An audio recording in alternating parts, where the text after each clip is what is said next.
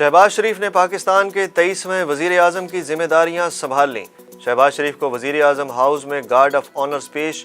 ہمیں عوامی توقعات پر پورا اترنا ہے، گڈ گورننس اور میرٹ پہلی ترجیح ہے، کسی شعبے میں کرپشن برداشت نہیں ہوگی۔ وزیر اعظم شہباز شریف کا افسروں سے اظہار خیال۔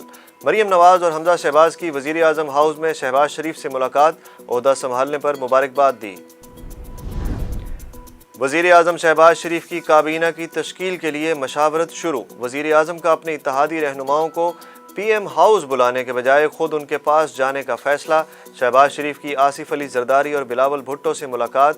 وزیر اعظم ایم کیو ایم اور بی اے پی رہنماؤں سے بھی ملے، اتحادیوں کے ارکان کو کابینہ میں شامل کرنے پر مشاورت کی۔ وزیر اعظم شہباز شریف کا منصب سنبھالتے ہی بڑا اعلان، سرکاری دفاتر میں ہفتہ وار 2 تعطیلات ختم۔ وزیر اعظم شہباز شریف کے احکامات کے بعد اب سرکاری دفاتر میں ہفتے میں صرف اتوار کو تعطیل ہوگی۔ شہباز شریف صبح 7 بجے دفتر پہنچ گئے، وزیر اعظم ہاؤس کے عملے کی دوڑیں لگ گئیں۔ وزیر اعظم شہباز شریف نے وزیر اعظم ہاؤس میں دفتری اوقات صبح 8 بجے سے شروع کر دیے۔ شہباز شریف اپنے اہل خانہ کے ساتھ وزیر اعظم ہاؤس منتقل ہو گئے۔ ترک صدر اور بھارتی وزیر اعظم کی شہباز شریف کو مبارکباد۔ رجب طیب اردوان کا وزیر اعظم پاکستان کو ٹیلی فون، کہا آپ کی قیادت میں پاک ترکی تعلقات مضبوط ہوں گے۔ نریندر مودی نے اپنے پیغام میں کہا کہ دہشت گردی سے پاک اور پرامن خطے کے خواہش مند ہیں، اپنے لوگوں کی فلاح و بہبود کو یقینی بنانا ہوگا۔ نیوزی لینڈ کی وزیر اعظم جسنڈا آرڈرن کا شہباز شریف کے لیے نیک خواہشات کا اظہار۔ پاکستان میں ایک سیاسی جماعت کو دوسری پر ترجیح نہیں دیتے، جمہوری پاکستان امریکی مفادات کے لیے اہم ہے۔ شہباز شریف کے وزیر اعظم منتخب ہونے پر امریکہ کا رد عمل۔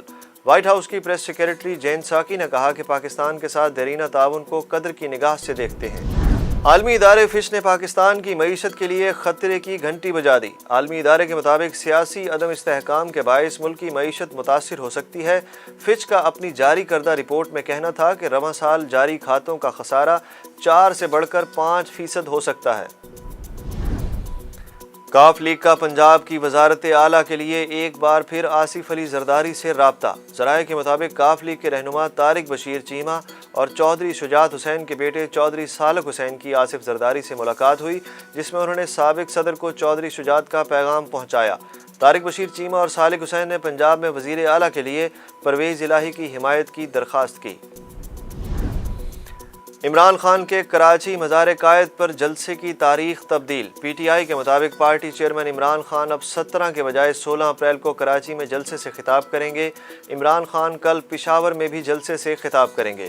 پی ٹی آئی رہنما اسد عمر نے ٹویٹ کرتے ہوئے کارکنان کو مزار قائد پر جلسے سے متعلق آگاہ کیا۔ وزیر اعظم آزاد کشمیر سردار عبدالقیوم نیازی کے خلاف تحریک عدم اعتماد جمع۔ تحریک عدم اعتماد پی ٹی آئی کے 25 ارکان اسمبلی اور وزراء کے دستخطوں کے ساتھ جمع کرائی گئی۔ تحریک عدم اعتماد پر 14 روز کے اندر قانون ساز اسمبلی میں ووٹنگ ہوگی۔